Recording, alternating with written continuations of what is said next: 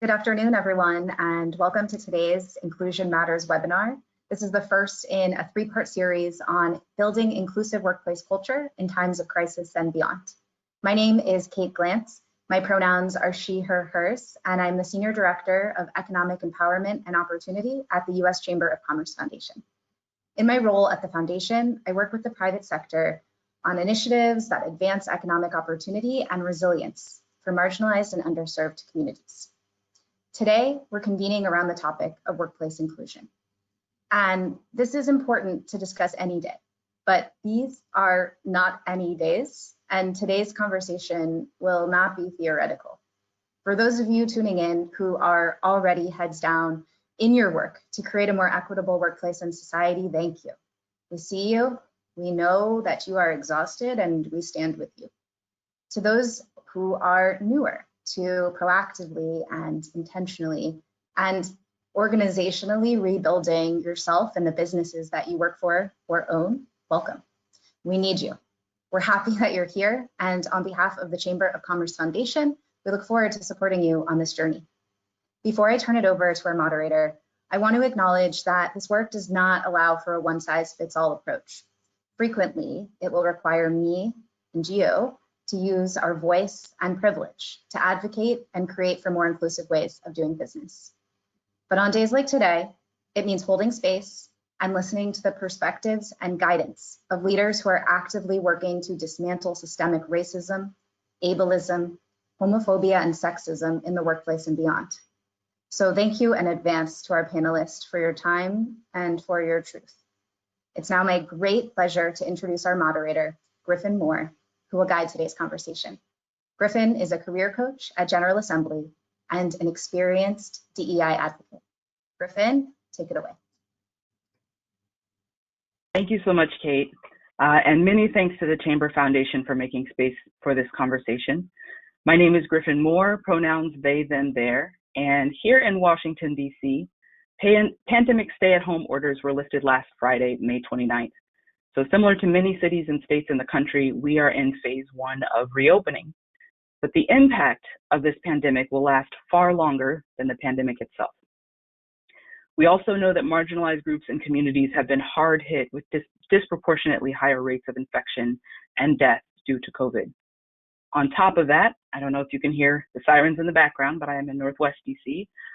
So as we see protests against police brutality, conversations on policing, on social media, and military presence in our cities, the role of leaders to lead in inclusive ways is absolutely vital in this moment. So whether you are a small business owner, a member of a state chamber of commerce, or a local one, whether you're a leader or a senior leader of a corporation, we're here to help answer the questions that are on your mind. What can I do in support of the people who I work with and for? How can I center them and ensure the health of my organization and of our broader communities? That said, this is why we're here, right? Our conversation is intended to serve as a resource, so let's get into it. I want to introduce our phenomenal panelists. I am so delighted to be able to be in conversation with you all. Dr. Erin L. Thomas, Head of Diversity, Inclusion, and Belonging at Upwork. So glad you're here. Jessica Rafuse, Senior Program Manager for Strategic Partnerships for Accessibility at Microsoft. And Jessica, would you correct me if I mispronounce your last name? Please do, let us know. And Elizabeth Lindsey, Chief Executive Officer at ByteBack. Thank you all so much for being here. So we want to begin by recognizing that COVID has shifted. We're in a different moment with COVID, right? So I would really love to hear from each of you a little bit about how your role has changed since COVID-19 stay-at-home orders were imposed, and also what are some of the ways you anticipate your role changing as local safety guidelines change? Why don't we start with Elizabeth? Hello, thank you so much, Griffin. My name is Elizabeth Lindsey. As Griffin said, I use she, her pronouns, and I'm the CEO of ByteBack, which is a nonprofit organization based in Washington, D.C. We train adults who have never had the opportunity to learn how to use technology, and we provide them with a pathway of free tech training that leads to living wage careers that use computers. And my role as CEO has changed a lot since the middle of March. Not only have my team and I had to very quickly pivot, like everyone in the world, very quickly pivot to building a workforce that is completely virtual. But we also have hundreds of students, adults in DC, Maryland, and the Maryland suburbs and Baltimore, many of whom are Black and brown and are facing challenges, all of the challenges of COVID, from illness to family members having issues and getting sick, to not having access to technology. And so we've really become an organization that is providing deeper support than ever before to the people who have always been left behind in our society and have always borne the brunt of things like this, but are even impacted even more now. Thank you. I want to make sure we can hear a little bit about this from each of you. So Jessica, would you be willing to share a little bit about how your role has changed since these orders were imposed and the changes you anticipate? Yeah, thank you. I think I just want to first say before we get started that we also really need to hear the voices of Black people with disabilities. And this might be new to a lot of folks, and that's okay. I would just ask that you head over to your social media platforms, do a quick search for Black disabled leaders, Black disability, plug those search words in, and really listen, learn, and amplify. I am just one voice. But as for me, I'm Jessica Rafuse, she, her, hers. I lead strategic partnerships at Microsoft. I'm just outside of Seattle. Today marks my 90th day of quarantine. We were one of the first cities to go out, one of the first companies here in the area. And my work has shifted. It certainly has shifted. Maybe shifted's not even the right word. I'm looking at new policy issues, but it's really important to recognize that the policy issues we had around disability pre-pandemic, they still remain. So I just want to acknowledge that a lot of us on this call are dealing with an additional workload, not necessarily just different, but perhaps more as well. Internally to Microsoft, we're really looking at two urgent issues of the day. First, how do we support our employees with disabilities in this new remote work environment? And second, how do we convene our stakeholders, raise awareness around accessibility, raise the expertise so that more people understand the field, and do that in a way that really includes people with disabilities in accessible virtual experiences. I think I'm also currently a new role as a jungle gym during the day to my 2-year-old. He is busy right now, but he may climb up upon me at some point. And I'm also a moderate, mediocre preschool teacher to my almost 5-year-old. So lots of hats that we are wearing these days. Thanks, Griffin. Absolutely. These days, the little ones are coworkers, right? They're a part of the team, certainly part of the team. Thank you so much, Jessica. How about you, Erin? Yeah, thanks so much. Great to be with everyone. To your point, Griffin, around coworkers, mine are sleeping right now.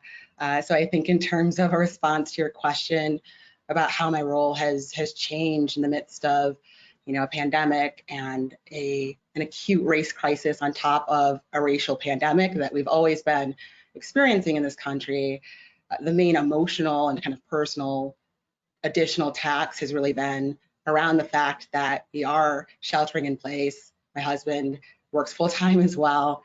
The work is more urgent than ever. So, we've got many jobs on top of parenting our 2 small children, 2 and 4 years old.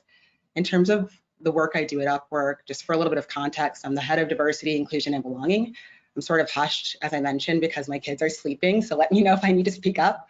But I joined Upwork in December of 2019. So, 6 months into the role, and my goodness, so many changes have been thrown our way. We had a CEO change in December, and then the pandemic hit. So it's been a lot of agility and nimbleness that's been needed. But in terms of our focus, I really don't think much has changed. We've got operating principles that we abide by. Thankfully, we have a really rich and nuanced data story that guides the work so that we're centering our most left behind employees in terms of carving out paths to their potential and towards their advancement and representation. The urgency is real. And so what I've really relished in is the fact that not everything has to be a program.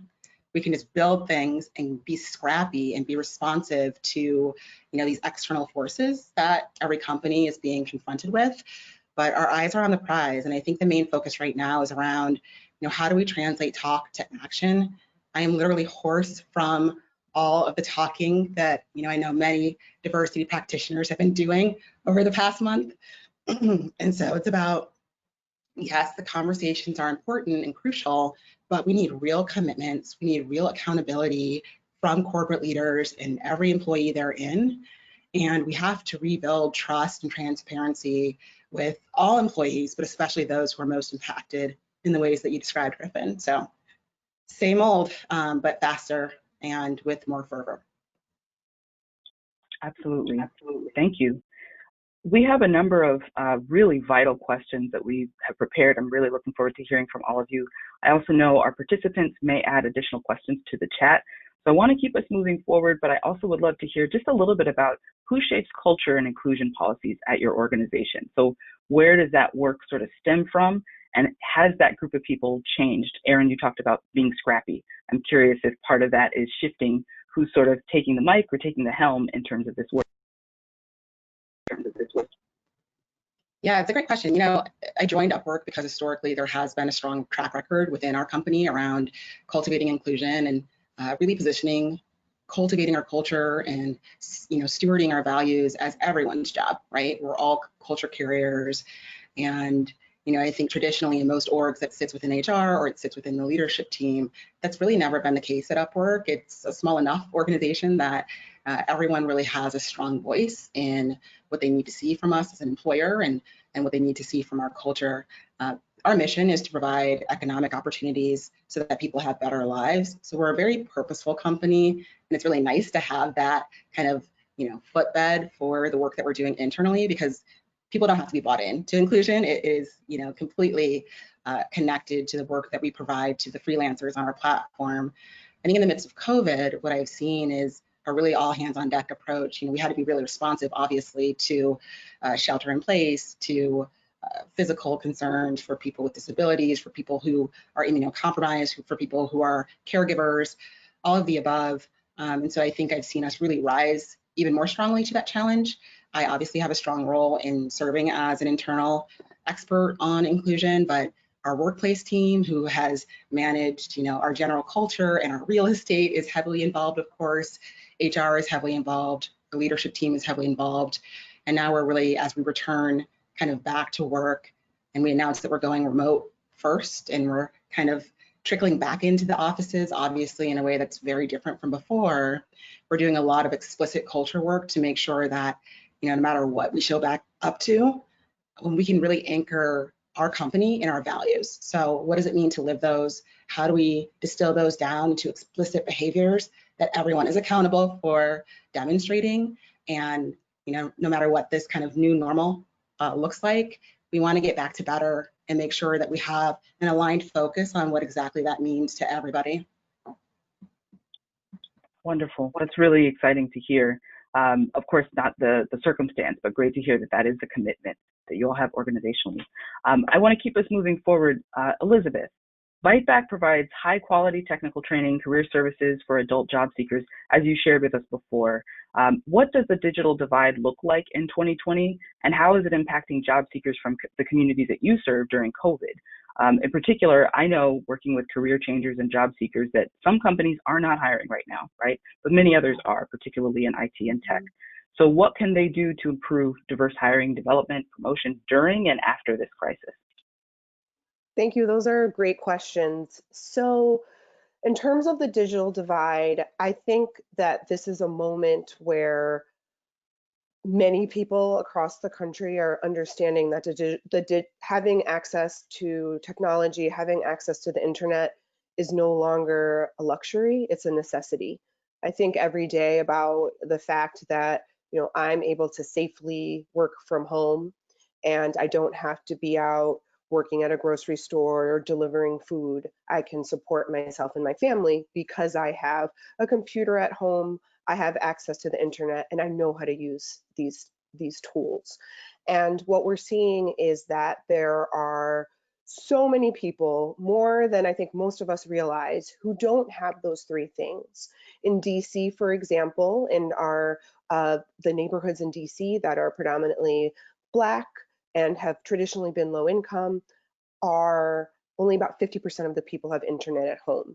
And so those individuals aren't able to participate in a Zoom call. They're not able to apply for a job, write a resume to apply for a job. And so these issues are even more significant than they ever have been before. And like most issues of inequality in the United States, track 100% are tracked very much so with race and with educational attainment as well. In terms of the companies who aren't hiring, I think that, you know, my organization, we put a hiring pause because we have to be financially responsible, and it's hard to plan in such uncertain times. I think there are some things that companies can do. I actually think this is a really good time to start having these conversations. And like Erin said, to really think about who can you bring in? How can you reaffirm your commitment to DEI, and not just diversity as a concept, but actually changing power structures within your company, actually bringing in people who come from diverse backgrounds, which is very different than bringing in a 22-year-old computer science graduate who happens to be a different race. It's very different to bring in someone who didn't go to college, who's 50 years old, who has a different set of networks. And so I think this is the time to, a good time to really start doing that work. So when things get more back to normal, your companies can really look different. It's really wonderful. I'm thinking too about those 50-year-olds who have a different set of skills, right? They have the core set of skills, might also have other competencies, other skills in addition to the networks that they're bringing. Fabulous, yeah. I want to talk a little bit about flexibility. Oh, thank you. Apologies, I'm dealing with the audio delay here. I want to talk a little bit about flexibility and how it's changing in particular, and what else we need to do to adapt. So Pew Research reported that before COVID, only about 7% or 9.8 million out of 140 million civilian workers had access to teleworking, right? So we're getting back to your point, Elizabeth, both through the technology, but also through their roles. Of that, people in the private industry and in more senior roles were more likely to have access to teleworking. In addition, Pew reported last month that the potential for telework to dampen job losses may actually be stretched to capacity at this point. So telework is presenting, the possibility of delaying or avoiding layoffs, but it's also not possible across the board. And we know that there's also this tremendous challenge for people who work from home and are also caregivers, as we have at least two parents in the room, right? And single parents in particular, and people who are systematically more vulnerable, right? Like low-income people, people who are women and trans people of color. So I want to turn to Erin in particular. How can employers help their teams to avoid burnout and illness? And do you have any advice for how managers can lead by example? For sure. I'll talk about what we worked on before the acute unrest of the past month or week with regard to George Floyd and Ahmaud Arbery, and then I'll double click to talk about what we're doing in response to all of that. So, against the backdrop of coronavirus, we have been consuming the research that's coming out around this looming mental health crisis that is upon us across the globe and in the US in particular, with regards to anxiety, acute mental health issues, exacerbated mental health issues and concerns because we're either isolated or we can get no time alone. The fact that our sleep is not what it used to be. And so we really wanted to get in front of that crisis, the mental health crisis upon which we're talking. And there are several things that we took care to do as a company, but also to empower our managers to do. The first was talking explicitly about mental well-being as just a critical component of self-care, right? We have UpHealth, which is our kind of well-being employee club, and they tended to over-focus on physical well-being, which of course is crucial, and staying fit and staying active. I was really heartened to see that they opened up conversations around mental well-being as well, just so that we're normalizing and destigmatizing mental health as part of a routine.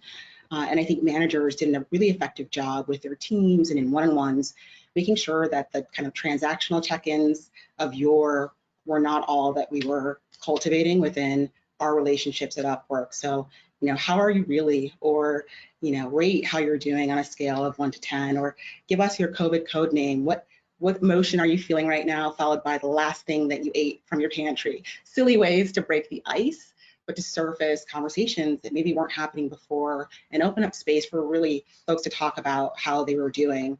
The second thing we did was taking a company-wide day off. So in March, we had a recharge day, and it was amazing. I did not tell my husband about it because I needed a little time to myself.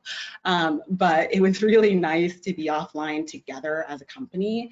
And obviously that's not feasible for every organization. So at the manager level, what managers can do is within their teams, try to carve out a day to be offline together, or rotate those days off. I know one manager who every Friday has one team member go off on PTO, and that way they're kind of passing the baton to each other to rest and recuperate.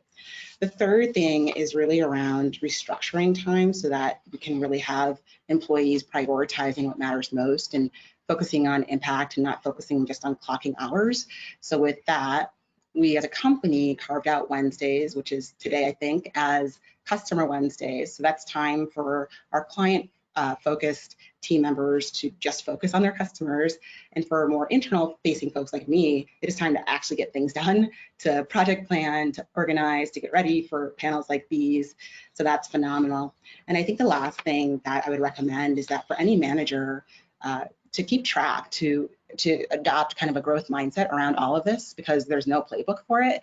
And so the more that we can kind of codify our learnings, pick up what we needed here, what worked, what didn't, and carry that back into the office, be it, a physical one or just as shelter-in-place orders get released, that's going to be really critical for this collective learning around things that probably already should have been happening, but now again, we're seeing that urgency.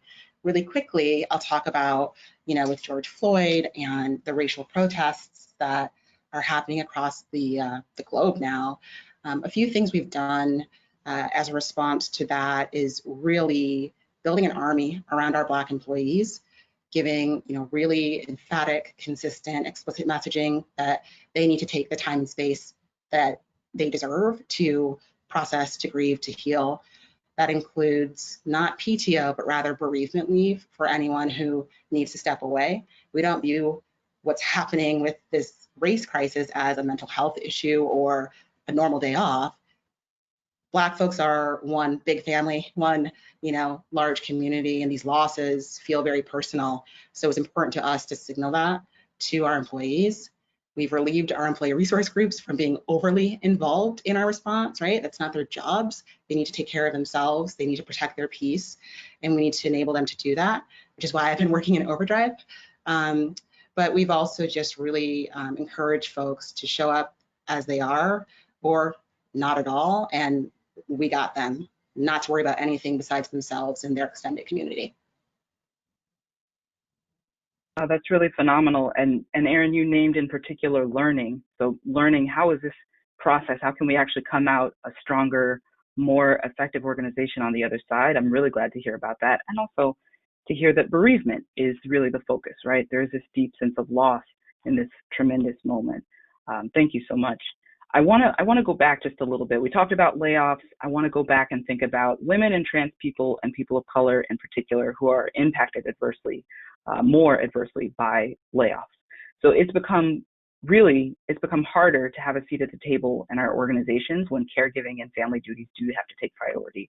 So I wonder if there are other policies, other protections that employers can create to have a more equitable organization. Erin, you named some, you've all named some, right? But I want to hear a little bit more. In particular, let's also consider suppliers, caterers, facility staff, the folks who keep our work and our physical workspaces going.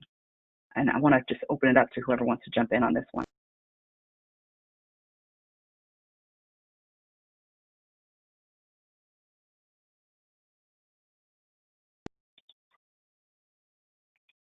That's I'm going to okay. hold out. That's okay. Well, I'm going to hold out because I've already spoken, but I'm happy to talk if no one else wants to on this one. Well, I know we did speak to a certain extent to some of these pieces, right? To some of the ways that we can address these particular concerns. So I trust we'll come back to those points as well as we continue to move forward. Let's turn to accessibility then.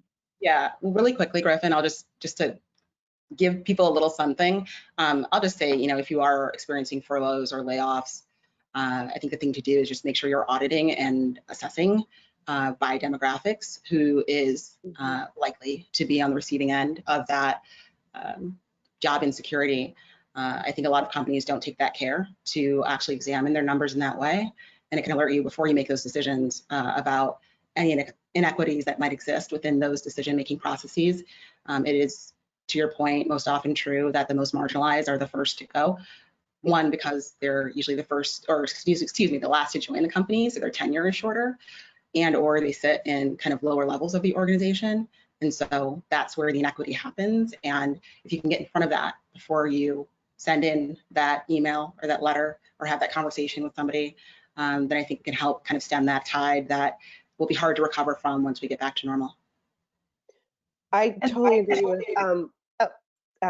with what everything Erin just said. And I would also add that it's also important to realize that being at home isn't necessarily the safest place for many of our employees. And so a lot of that is really reaching out, checking in, being explicit, and finding out how you can support them. I just got off a call with my team, and my COO shared that someone on our staff is actually having a hard time because I closed the office until September for the safety of my team, but this is actually causing her a lot of anxiety and stress because this is not the safest situation for her. And so, I wouldn't have gotten that information if I hadn't asked him and if he hadn't asked her. And so now we're figuring out a strategy to get her a safer place to work.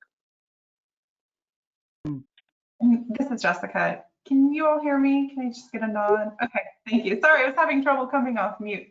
I just wanted to add the way that I'm really thinking about this for our team, for our employees, is first, health and safety, paramount. That's the most important thing. And second is choice. For people with disabilities, we are really looking for choices in the world, and the COVID situation is no different. So we went really quickly from an environment where the policy was, if you choose to work from home, you can, to the policy being, if you choose to work from home, you should. And now, as we're looking at the curve here in Washington State, we're projecting into the future that we want to give employees that choice. If working from home for them is not their choice, creating a space that is safe for them within the workplace. Microsoft is not going to be the first business back. We don't want to be ahead of the game here. We really want to empower our employees to make that decision based on what is best for them. I have been receiving a lot of questions from folks that are asking, but what can I do? So they want to take action to ensure that the work around disability inclusion, inclusion in general, continues, even though we're not physically together in the workplace. Now, every business is different, and I know I'm talking about things we're doing at Microsoft, so take that with a grain of salt for how you can scale for your own workforce. But a few of the things that we have done to encourage that ongoing disability employment strategy has been to create a website that's dedicated to people with disabilities. This is hot jobs that are happening, stories of disabled employees, direct channels to our programmatic efforts so that they can actually talk to a human when they're interested in a job. And I would say to everyone out there, I encourage you to talk to your human resources professionals. For small businesses, talk to your leadership team and ask the question, do you have a centralized accommodation fund? A budget that's specifically designated to accommodations for people with disabilities. Let's get these pieces in order now, even if you're on a hiring freeze, because the excuse that we're not ready, We can't hear that anymore. Let's get ready. Let's do this. For me, just a personal example, I have muscular dystrophy. I use a wheelchair, and when I travel, I have a personal attendant that travels with me.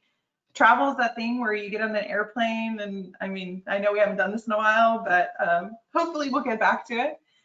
But a personal care attendant is sitting next to me on the plane. They need accommodations once we get there. They require pay, a salary, expenses. This can get really expensive. All of those costs come from a centralized budget. So my manager never sees just how beautifully expensive I might be, although I'm sure she would say I would be worth it. Also, managers across the company, they're not making decisions about whether or not to hire someone because an interpreter is expensive or a care attendant is expensive. So these are little things that you can do to get into place, because the unemployment rate's not getting any better. It is twice that of the national average for people with disabilities, 63 cents to the dollar. People with disabilities can be paid less than minimum wage in this country. Like, let that set in for a second here. So we've created language to make sure that not only are our employees paid minimum wage, but we're not doing business with organizations that pay their employees less than minimum wage. These are things that you can do, create that language today, now, even if there is a hiring freeze happening. Thank you so much, Jessica. I know we actually have a very relevant question from the chat too. And I do want to encourage folks in the audience who are listening, please do put questions into the chat. So Jessica, this person says that they heard that at Microsoft, purchasing managers include criteria on inclusion to select their suppliers. Could you tell us a little bit more about that? Yeah, there's a couple ways that we do this. So first, which has been around longer, I'll start with the disability-owned businesses. And this is probably something you all have seen really consistently for businesses that are owned by minorities or females. We've also added the criteria using the Disability In certification program, where we are going out and actively seeking disability-owned businesses. The second way that we're doing this, and this one is new, we've added language into our master services agreement that requires our suppliers to create accessible work products. Now, in the big machine that is Microsoft, we use a lot of vendors. We use a lot of suppliers who are creating code for us, for example. If they deliver code that's inaccessible, our products are inaccessible. That's not okay. We need people with disabilities to use our products and be delighted by our products. So there's a couple things at play. Not only are we telling our suppliers this is important to us, in order to do business with us, you must create accessible products, but we're also holding them accountable. And we have seen times when they check in their code and it's not accessible, and we hold them to it. We create remediation plans in order to fix that, because at the end of the day, this is about empowering people with disabilities, regardless of who is creating each step in that product. Does that help? Phenomenal. That's so helpful. Thank you so much. We're getting other related questions in the chat now, which is wonderful. Please keep those questions coming. I want to keep us moving forward unless there are other comments on this particular question of suppliers. Okay, excellent. Unconscious bias. I want to talk about this in particular because we all have multiple aspects of ourselves, multiple parts of our identities. And for many of us who are working remotely during this time, we're needing to find new ways to show up authentically and purposefully at work. So we're also seeing aspects of our coworkers that we may not have experienced before. So this raises some questions around unconscious and implicit bias. The questions were there all along, right? But especially now, the reality that each of us has these social stereotypes and biases that we're not consciously aware of is essentially what unconscious bias is. And we want to make sure that we can find some ways to address that. So what are some of the actions that we need to take to address unconscious bias as we engage with coworkers and managers from our homes? And I think first and foremost is understanding what it is. I think unconscious bias means a lot of things to a lot of people. It's a relatively new term, I think, in the mainstream, people who don't work on these issues. And I think it can feel scary and uncomfortable to talk about it, because no one wants to admit that we might be biased against someone for any reason. And so I think, you know, again, like I said at the beginning, I think this is a really good time to really put in the work to understand what it is and how it shows up in our lives. And as you said, Griffin, it's not like it's gone away because we're working remotely. We now see into people's homes, right? Like you might judge what someone's home looks like. You know, I also have we have a lot of young children, parents of young children on this call. I have a 4-year-old and a 7-year-old, and like sometimes there's nothing I can do. They're going to interrupt me in a meeting. And we know there are biases against parents in the workforce, especially women who are parents in the workforce. Another thing I think is the fact that our traits can be exaggerated over virtually. So I'm very extroverted, and so I find myself still being really extroverted, right? And folks who are more introverted might find it more challenging to speak up on Zoom or whatever platform you're using. So how can we really make sure that everyone's voices are heard? And it's harder to do when we're not in the same room, but it's even more important now. Yeah, I love that. And I'll just extend off it a bit. You know, I think we're really talking about individual biases and what each of us can do showing up to, you know, webinars or meetings like these to, and I love that point, Elizabeth, you know, understand what bias is and how it might show up. I also think, just circling back to what a lot of us have been talking about with regards to accountability, it's really important that companies right now provide those operating principles, those ways of working that can help sort of weed out from a systems level any gateways for individual biases to manifest. So for instance, even a very simple seeming protocol or rule like cameras on always, it opens up, you know, an area for folks who, to your point, Elizabeth, might not want folks in their home, may be embarrassed about their home environment, might be breastfeeding, might all the things, to be left behind or to feel obliged to comply. And so we're really talking a lot about accountability plus flexibility, right? What are the things we absolutely need? And how can we leverage the fact that we are redesigning the future of work to shake off the things we thought we needed before, but that actually don't affect our ability to get our jobs done? So, you know, everything from signaling to employees where we might expect cameras to be on, just as a really simple example, while also giving an out for we understand if that's not possible, to being explicit about this is a walkabout meeting. If it's safe in your neighborhood, let's all just get on our phones and talk and get our exercise if that's possible, or connect with nature if we use a wheelchair or are unable to be mobile in that way. And so it's just little nuances like that that can really help frame the amount of expectation we have of people and give them space to be human in the ways that make sense for them, really owning their self-care, owning their comfort levels without us sort of constraining those choices or sticking to archaic notions of what work looks like. This is Jessica. I like that. Thank you. I anticipate some of my afternoon meetings might be happening in the backyard. Good tip. I think when I think about unconscious bias, it really is that quintessential, you don't know what you don't know. And I think if I were to give advice to myself, to others, it would be vulnerable, get curious, get educated. We're all at home right now. Put on your favorite jammies, grab a bowl of popcorn, and watch Crip Camp on Netflix. Find a book that can educate you on people that are different than yourself. That is absolutely what I've been doing all weekend on audiobook, my preferred method, but I'm learning a lot right now because there's more time to do that. If you haven't read Judy Heumann's book, take a look and learn about the disability rights movement and take the time to do that. What we're doing within the company is kind of a similar way to think about it. We really want our employees to be educated about disability inclusion, about accessibility. We created a accessibility in action badge. This is a 90-minute-ish program where all of our employees can take the module, learn a bit, and now they have a badge, right? Adults like prizes too. So it's a little badge you can add to your signature line. We just recently flipped that external. So our employees said, this is good, we like this content, it's helpful. And through all the trainings that we're creating, if it's useful to our folks, we think it might be useful to others. So do go check that out.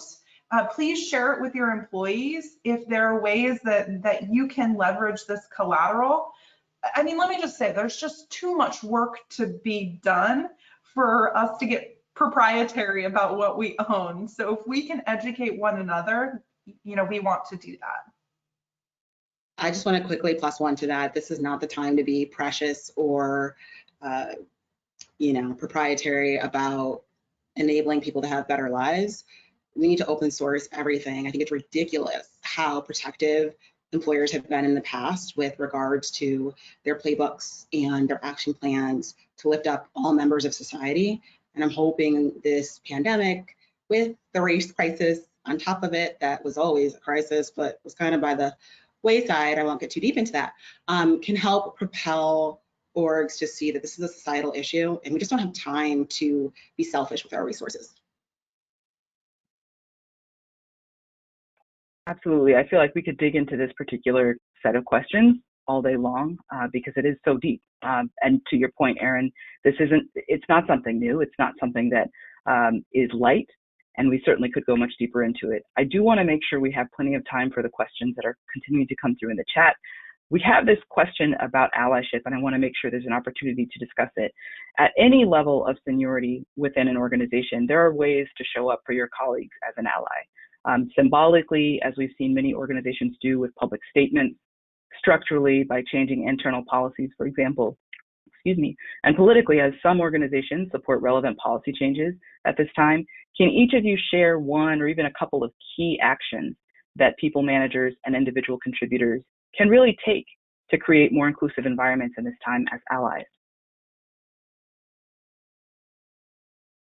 I think really speaking out about what's actually happening. And, you know, as I love, it's horrible, and I love the concept of bereavement leave that you mentioned, Erin. So, you know, I think as a Black woman, a Black queer woman, it has been meaningful to me that people are actually saying that what's happening in the world is about race. It's about white supremacy. It's about anti-Black racism. And I think that's a first step. I think we have spent 400 years in this country not wanting to say that and admit that. And we have to. We're not going to make any change if we don't actually explicitly state what's going on. And absolutely. That I just wanted to mention, just to underscore that, Elizabeth, that reality check, right? That we have to be willing to acknowledge it before we can then take those actions. Thank you. Jessica. Yeah, that vulnerability is so important right now. It's not time for pretenses. I think, so if I am talking to a leader and I'm giving them a few tidbits for how that they can contribute, let's assume they've done their homework and they have reached out to Black disabled leaders. They watched a few videos. They've really been curious. The next step is disclosure. Tell your story. I'm a lawyer and I can go into the regulations that were published in 2014, really giving us the first chance to legally ask questions. But I think what's even more important is the storytelling. So when people with disabilities, when allies start talking about their experiences, we're chiseling away at that stigma that exists. At Microsoft, we changed the definition of disability, so that's okay, right? Don't tell the lawyer that, but we really modeled after the World Health Organization that said disability is not something that is wrong with me as the disabled person. Rather, it is a mismatch between who I am and the world around me. It becomes a design problem, and people with disabilities are the solution. I am not the only one on the call today who would rather be a solution than a problem, but that's really empowering for me to feel like I can be part of the solution. So maybe you're a leader who has a history of childhood cancer. Maybe your favorite uncle has diabetes. Maybe you have a child with learning disabilities. Lean into those stories and share those stories. Listen to others, amplify the voices. It's consistent across these diversity segments that we want to be heard and we want our voices to be amplified. And I think doing that can really start to get after that stigma that we know exists.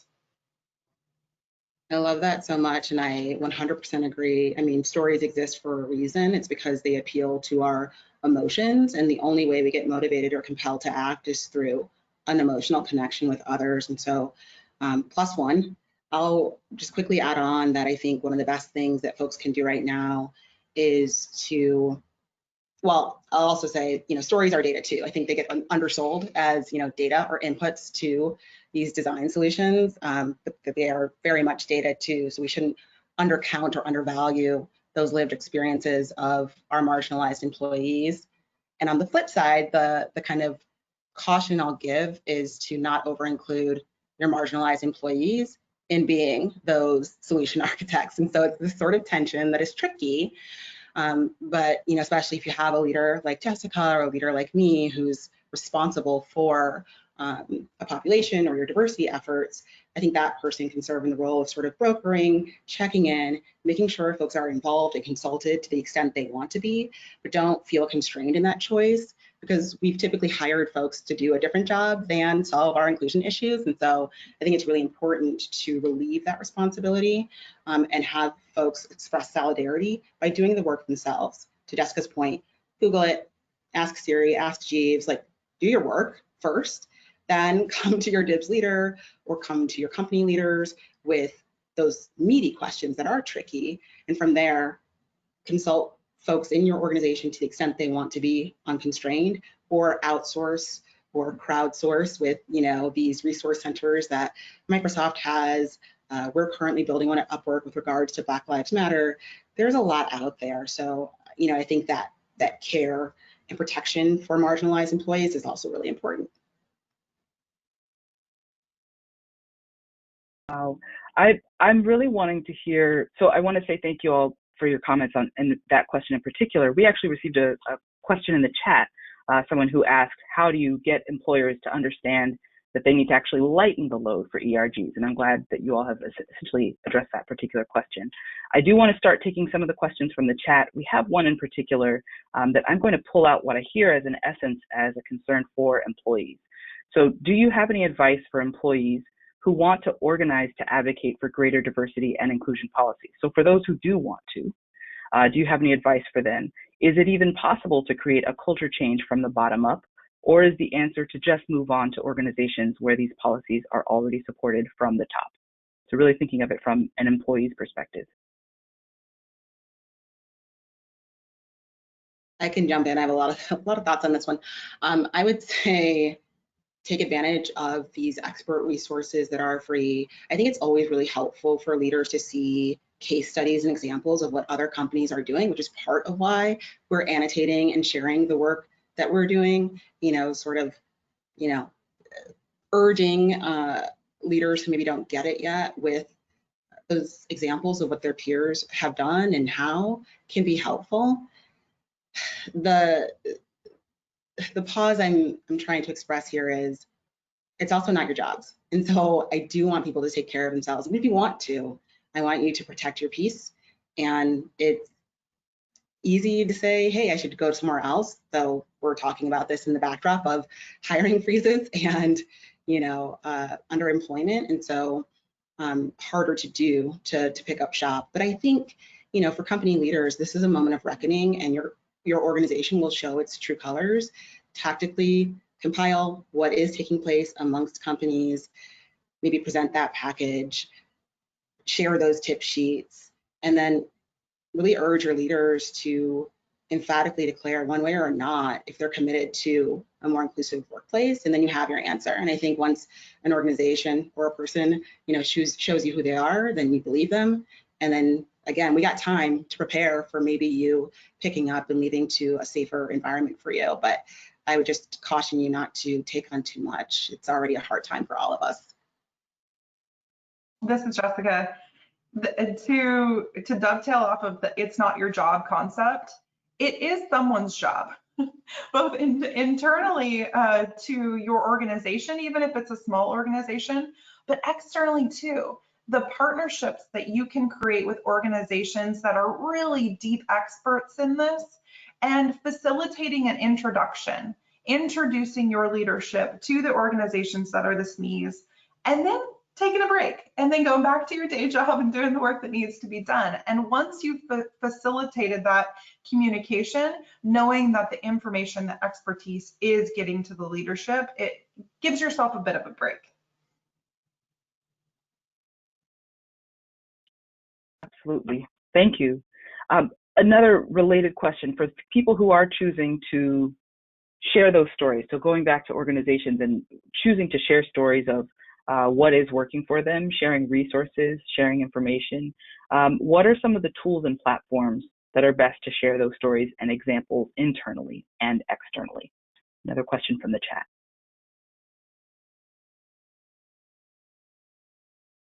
Well, tools and platform, I feel like you're talking straight to Microsoft with that question. I mean, I'm not here to sell a particular product. If you all are using Teams, awesome. I will tell you about our journey with Teams.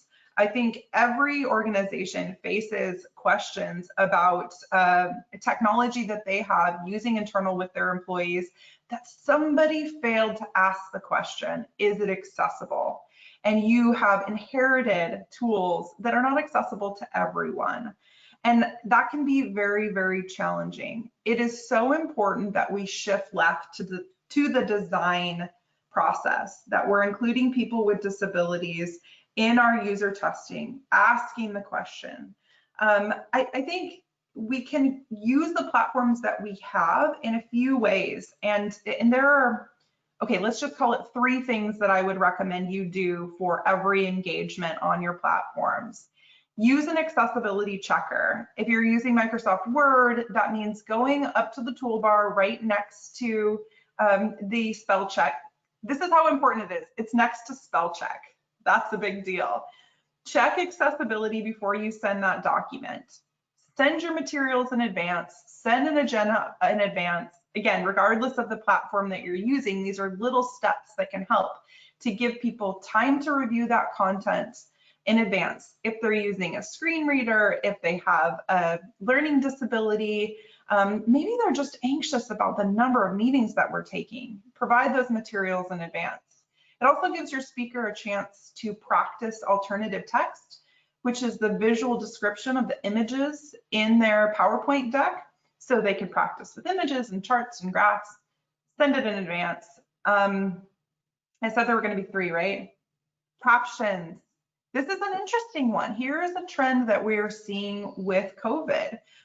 We've spent a lot of time with the blind community pre-pandemic, and now we're seeing that there is becoming a huge barrier for people who are deaf and hard of hearing in moving to the remote experience. So turn on your captions. If you're using Teams, it's a personal experience.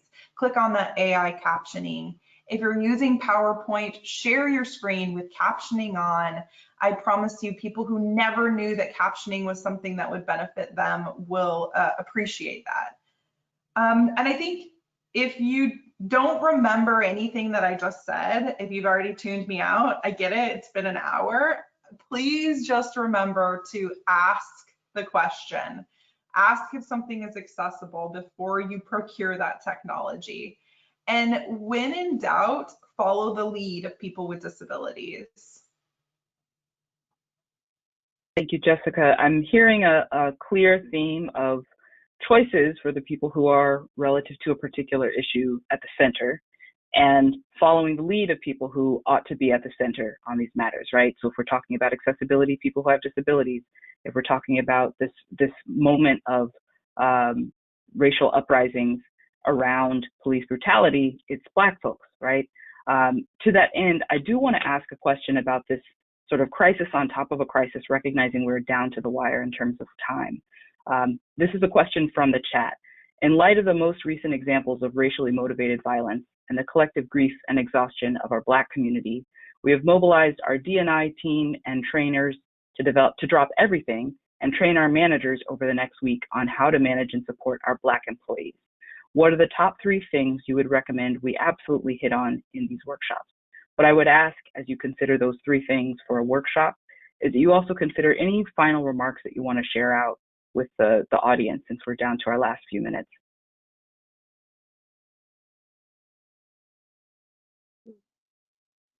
Okay, I don't know about 3 things, but I think one is really illuminating for folks that this is not shocking to any of your Black employees. This is our everyday lived experience and always has been for generations, for hundreds of years. And so while we should honor the emotional reaction that a lot of folks who aren't Black are experiencing right now and use those emotions, as Jessica already articulated, I think we should also reset that experiential difference as a way to open up a conversation. I think that then can lead into the education piece that we've heard about already, where most folks don't know about the history of this country. Most folks were not taught the real history of the US in school. Most Black people were, but that was happening at home. And so we've got this like misalignment, as I already heard earlier, in understanding of the facts and of the social design of how this country in particular was created and built. I think the third thing would be around this piece on solidarity and accountability. So, I think when folks are confronted with moments like these, it can feel like, what can I do? I can't solve for slavery. I can't fix racism. Nobody's asking you to do that. And so what can you do is the actual question, depending on where you sit in the organization, what power do you hold and how can you use that to influence change and also directly impact change where you sit? So I think that's sort of the quick and dirty formula that I've been thinking about for the past 30 seconds since you asked the question. And I think there are many offshoots to that formula, but I think those are the 3 sort of pillars of any experience that might lead to real commitment from every single person in the organization. I don't think I need any closing remarks beyond that, except it's time for action. That was absolutely beautifully said. Amazing, Erin. Thank you for sharing that. I completely agree with everything you said. I mean, I think this is really the time for non-Black people to listen. This is not actually the time to tell your story about your neighbor or your best friend who had something bad happen to them. We are really grieving right now, and we need space. And I think I want to echo what Erin said. This is the time to take action. All of you have spent another hour in front of your computer screens listening to people talk, and hopefully this is worthwhile. Take something from this conversation and make it happen. Have a conversation, read a book, read an article. I wrote down everything Jessica said, all of those amazing resources around accessibility. There are resources out there. You have to do the work though. I don't want to have the last word, but I do want to say everything they just said. And please, please, please, when you're making that training, make it accessible. If you do not know if your content is accessible, if you do not know if the platform is accessible, it is not. Engage people with disabilities, hire someone with a disability. They will teach you. Allow us to lead the way. Thank you all so much. This has been such a tremendous conversation, and I really appreciate you all for underscoring the deep connections between the equity issues in COVID and the social unrest that we're experiencing, the protests, the actions. All of this is so deeply entrenched, and we know that the equity issues that have come out of COVID, it's all related. So thank you so much for sharing the practical guidance, the big picture ideas, so that we can consider how to move forward. Thank you.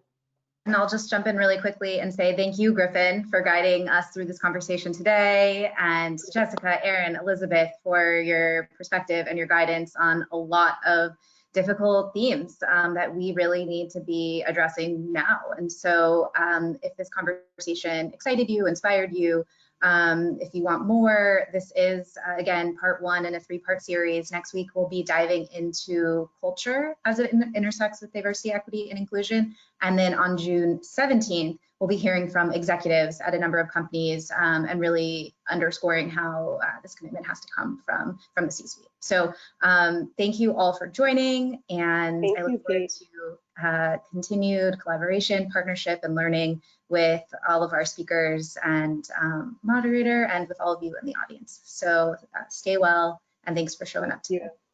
Thank you so much. Thank you. Thank you. Bye. Bye, everyone.